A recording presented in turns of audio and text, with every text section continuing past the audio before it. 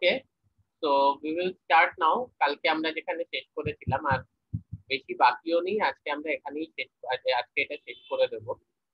তারপরে আমরা এনভায়রনমেন্টাল বায়োটেকনোলজিতে চলে যাব কিছুটা। তো লেটস সি। ইয়া, দেখো, this analytical ultracentrifugation, it follows basically two methods. One is sedimentation velocity based, another is sedimentation equilibrium based. ঠিক আছে, প্লাস তাদের কি কি অ্যাপ্লিকেশন আমি দেখব। একটু যদি আমি দুটোর মধ্যে ডিফারেন্সিয়েট করে বলি, সেডিমেন্টেশন ভেলোসিটিটা একটা অনেক হাই স্পিড, হাই রোটার স্পিডে হয়। This is a much high rotor speed ultracentrifugation process, এবং যার জন্য এটা কিন্তু রেজলিউশনটাও অনেক better compare to sedimentation equilibrium. সব থেকে ইম্পর্টেন্ট হচ্ছে, হ্যাঁ বলো, সব থেকে ইম্পর্টেন্ট হচ্ছে সেডিমেন্টেশন ভেলোসিটি সেন্ট্রিফিউগেশনের সাহায্যে আমরা কিন্তু মলিকিউলার মাসের সাথে সাথে শেপ অফ দ্য মলিকিউলও জানতে পারি। বিকজ এই যে সেডিমেন্টেশন ভেলোসিটিতে বেসিক্যালি আমরা কিভাবে মলিকিউলার মাসটা ডিটারমাইন করছি, since there is a high rotor speed, ফলে যেটা পিওর সলভেন্ট সেটা কিন্তু পেছনে থেকে যাচ্ছে, মানে সেটা পেলেট ডাউন হচ্ছে না বা তার সেডিমেন্টেশন হচ্ছে না।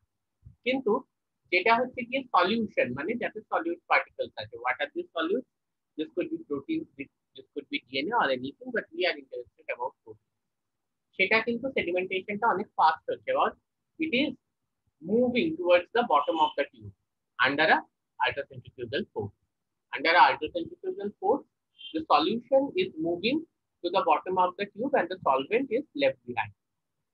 তা এই যে মাইগ্রেশনটা, হ্যাঁ, মানে দুটোর মধ্যে একটা বাউন্ডারি তৈরি হয়েছে between the pure solvent and the solution. So this migration of this boundary, or that is the rate of the migration of this boundary, gives us an idea, or basically calculates the sedimentation coefficient. Now this sedimentation coefficient is dependent upon the size, that is the molecular mass of the protein, and the shape, that is on the frictional properties of the protein. Okay, so মানে shape of the protein which gives frictional properties to the system. Sedimentation ইকুইলিব্রিয়ামে কি, এখানে কিন্তু অনেক লো রোটার স্পিডে হয়, কিন্তু এই এক্সপেরিমেন্টটা কিন্তু প্রচন্ড টাইম কনজিউমিং এক্সপেরিমেন্ট। আমি নিজে করেছি, এই যে বলছি না few hours, it's not few hours, আমরা রাত্রিবেলা বসিয়ে দিয়ে চলে যেতাম, পরদিন সকালে এসে দেখতাম।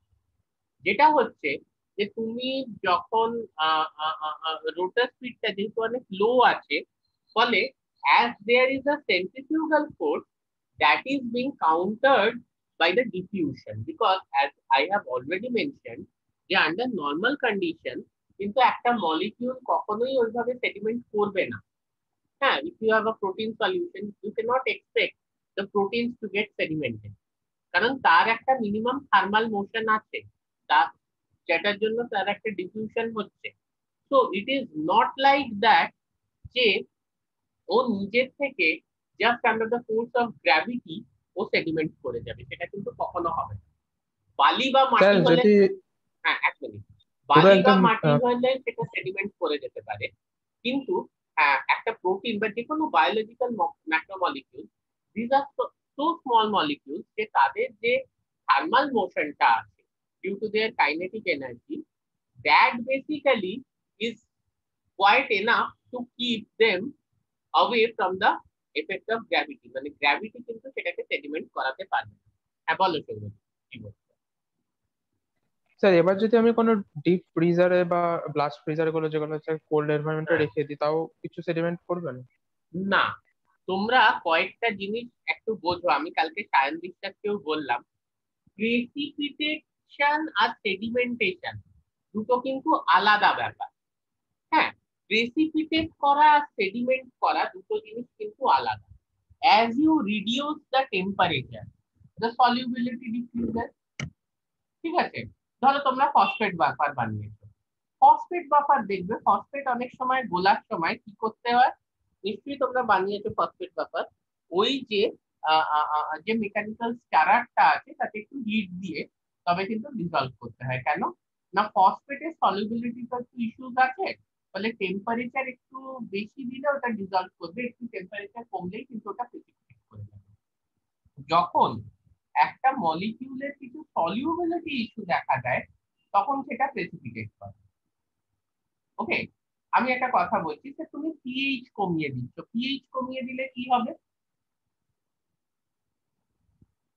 পিএইচ কমিয়ে দিলে কি হবে?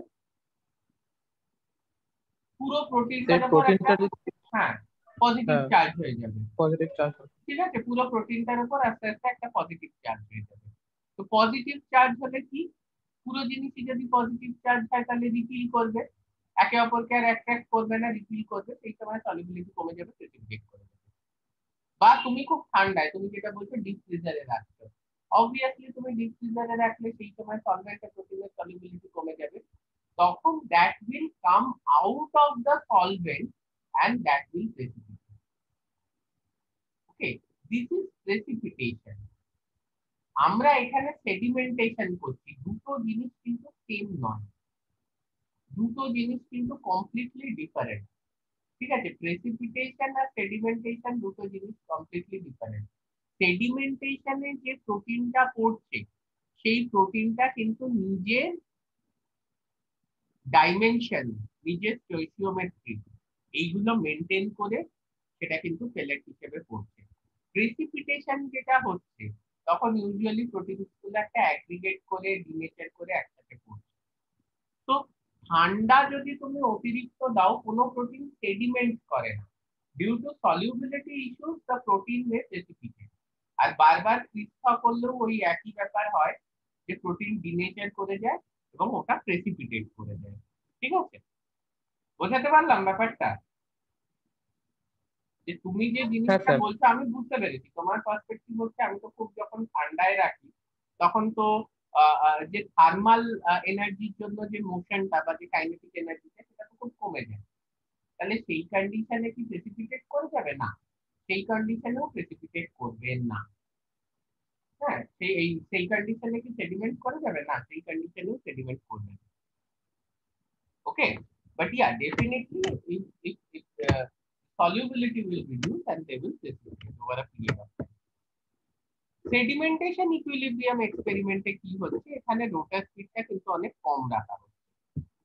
এবারে সেন্ট্রিফিউগাল ফোর্সেস যেটা, সেই সেন্ট্রিফিউগাল ফোর্সেসটা কিন্তু এখানে কাউন্টার করা হচ্ছে বাই দ্য ডিফিউশন। আমি তোমাদের বললাম যে থার্মাল মোশন একটা সবসময়ই থাকবে, তো molecules will diffuse which will basically counter the centrifugal forces, যার জন্য ওরকম কিছু বাউন্ডারি তৈরি হবে না between the pure solvent and the solution.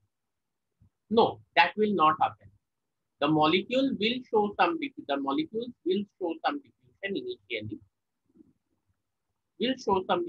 initially, তো এরকম হবে না যে সলিউশনটা আলাদা হয়ে গেল, পিওর সলভেন্টটা আলাদা হয়ে গেল। রাদার আমরা যদি এইভাবে ভাবি যে দুটো যদি আলাদা হয়, ওইটা dynamic equilibrium, though it's a steady state but still it's a dynamic equilibrium. তারপরে আবার কি হচ্ছে, সলভেন্ট থেকে সলিউশনে সলভেন্ট মলিকিউলস আসছে, আর সলিউশন থেকে সলভেন্টে সলিউটস যাচ্ছে, সলভেন্ট থেকে সলিউশনে সলভেন্ট মলিকিউলস আসছে, আর সলিউশন থেকে সলভেন্টে সলিউট মলিকিউলস যাচ্ছে। তো though it's a steady state but still it's a dynamic equilibrium. একটা সার্টেন টাইম, যেটা বললাম ওভারনাইট চালানোর পর কি হবে, একটা ইকুইলিব্রিয়াম রিচ করবে, তখন আর ম্যাক্রোমলিকিউলস গুলো মুভ করবে না। ঠিক আছে, তার মানে কি, এই এই এই যে জায়গাটায় আসছে, ঠিক আছে, now it's an equilibrium or it's a steady state. Now there will be no more migration of the micromolecules, মানে ঘুরতে ঘুরতে ঘুরতে ঘুরতে they have found a position which is according to their molecular masses but not according to the shape of the. ঠিক আছে, এটা কেন, ওই ওই ডিটেলসে আমি যাচ্ছি না, তাহলে আরো 3টে ক্লাস এটার উপর নিতে হবে, ওটা তোমরা বায়োফিজিক্সে পড়তে হতো, না পড়লে আর এখন করার নেই। ঠিক আছে, ইট উইল এই যে স্টেডি স্টেটটা রিচ করবে বা ইকুইলিব্রিয়ামটা রিচ করবে, দ্যাট উইল অনলি ডিপেন্ড আপন the molecular mass of the system and not on the frictional process. কারণ steady state, once it reaches the steady state, there will be no migration of molecules. Steady state reach করার পর কিন্তু solute molecules which are protein তারা কোনোভাবে migrate করবে না। যে জিনিসটা মাইগ্রেটই করবে না সেই জিনিসের ক্ষেত্রে ফ্রিকশনাল প্রপার্টিজ ইন সেডিমেন্টেশন এই কনসেপ্টটাই আছে। যদি স্টেডি স্টেটে রিচ করে যাওয়ার পরে আর ফার্দার প্রোটিন মলিকিউলস কোথাও মাইগ্রেটই না করে, তাহলে সেক্ষেত্রে মাইগ্রেশন স্টপ হয়ে গেলে, নো নেট মুভমেন্ট হলে, তখন sedimentation based on frictional properties এই কনসেপ্টটাই আছে। তো এই কনসেপ্টটা এই ক্ষেত্রে কিন্তু আসছে না, বাট এর রেজলিউশনটা কম্পারেটিভলি লো। ঠিক আছে, এবার দুটো মেথড সবসময় একে অপরকে যেটা হচ্ছে গিয়ে কমপ্লিমেন্ট করে, এবং দুটো মেথডকে ট্যান্ডেমেও ইউজ করা যায় বা আলাদা আলাদা ভাবে ইউজ করা যায়। ওকে, এবং এক একটা প্রসেসের জন্য এক একটা মেথড বেটার। যেমনি আমি যদি মলিকিউলার কনফরমেশন জানতে চাই, মলিকিউলার কনফরমেশন জানার জন্য অবভিয়াসলি আমার কিন্তু sedimentation velocity is the better method. কারণ শেপের ব্যাপারে কোনো ইনফরমেশন কিন্তু সেডিমেন্টেশন ইকুইলিব্রিয়াম দেয় না। সেডিমেন্টেশন ইকুইলিব্রিয়াম আল্ট্রাসেন্ট্রিফিউগেশন কিন্তু শেপের ব্যাপারে কোনো ইনফো দেয় না। তাহলে সেক্ষেত্রে obviously sedimentation velocity is the better method if I want to know the molecular conformation. For determining the molecular mass, sedimentation equilibrium ultracentrifugation is the better technique. আমি যদি প্রোটিনের মলিকুলার মাস ডিটারমাইন করতে চাই, তাহলে কিন্তু সেডিমেন্টেশন ইকুইলিব্রিয়াম আল্ট্রাসেন্ট্রিফিউগেশন বেটার টেকনিক। কেন না, sedimentation equilibrium আল্ট্রাসেন্ট্রিফিউগেশনে কিন্তু আমাকে আলাদা করে কোনো স্ট্যান্ডার্ড ইউজ করতে হচ্ছে না, কোনো স্ট্যান্ডার্ড ইউজ করতে হচ্ছে না ফর মলিকিউলার মাস। আমরা এখনো অবধি যা যা প্রসেসেস করেছি, in most of the processes other than mass spectrometry, we have to use some standards. We have to use some standards to determine the molecular mass. Be it gel filtration, be it Celsius, be it whatever. We have to use some standards to determine the molecular mass.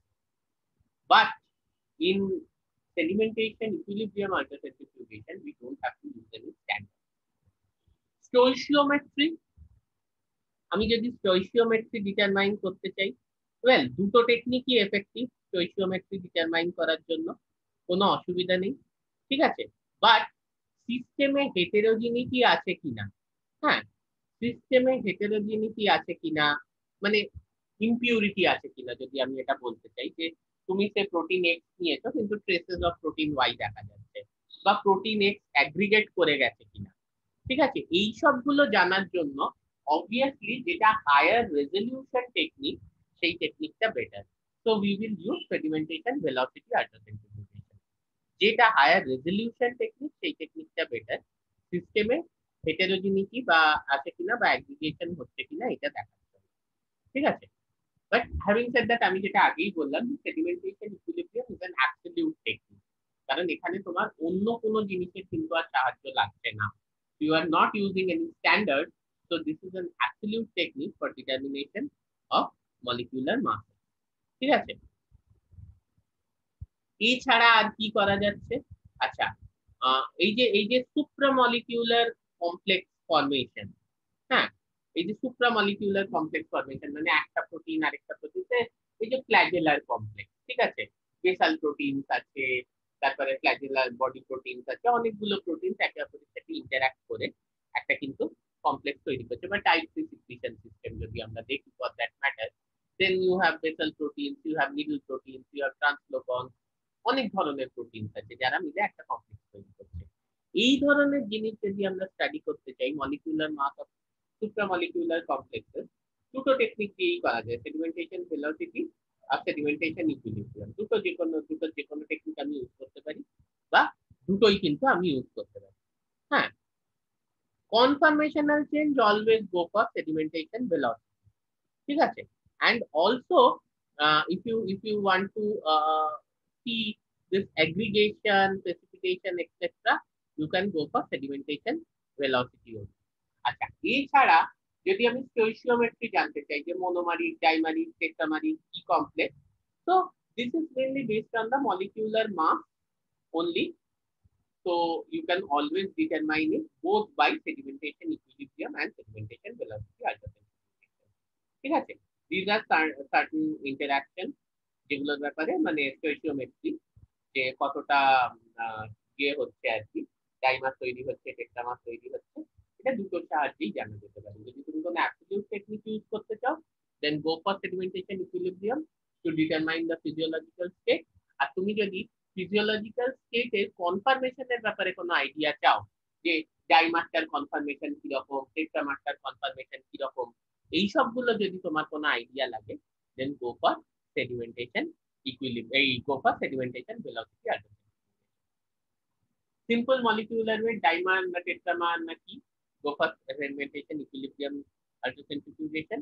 But আমার dimer আছে কিন্তু ডাইমারটার confirmation কি, আমার টেট্রামার আছে কিন্তু টেট্রামারটার confirmation কি, এইগুলো যখন আমি জানতে চাইছি, then you go for sedimentation velocity ultracentrifugation. বোঝাতে পারছি? হ্যাঁ স্যার। আচ্ছা, তো এইটা হচ্ছে গিয়ে টোটাল আমার অ্যানালিটিক্যাল আল্ট্রাসেন্ট্রিফিউগেশনে as a technique of sedimentation coefficient আমি ডিটারমাইন করছি। সেডিমেন্টেশন কোএফিসিয়েন্ট ডিটারমাইন করে সেখান থেকে আমি একটা প্রোটিনের মলিকিউলার ওয়েট মানে সাইজ যেটা বলছি বা শেপ, কনফর্মেশন ইত্যাদি ডিটারমাইন করছি। এইভাবে কিন্তু আমি জিনিসটা করতে পারি। এছাড়া প্রোটিনের ব্যাপারে আরো ইনফরমেশন পাচ্ছি, like physiological state, formation of protein complexes, কোনো অ্যাগ্রিগেশন আছে কিনা, পিউরিটি এটসেট্রা ইত্যাদিও চেক করতে পারি। So if anybody is having any doubt, please let me know. কারোর যদি কোনো ডাউট থাকে আমাকে বলো। আর ডাউট না থাকলে আমি তো বলছি এটা তো কালকেই শেষ হয়ে যেত, আমরা ফালতু একদিন এক্সটেন্ড করলাম, বাট ইয়া এনিওয়ে এক্সটেন্ড করলাম, so it's not bad.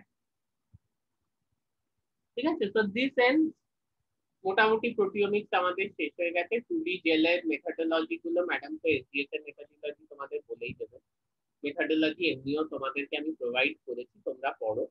Next ক্লাসে আমি কিন্তু এনভায়রনমেন্টাল বায়োটেকনোলজি স্টার্ট করব। এনভায়রনমেন্টাল বায়োটেকনোলজি কিছু কিছু টপিক আমি তোমাদের পড়াবো। স্যার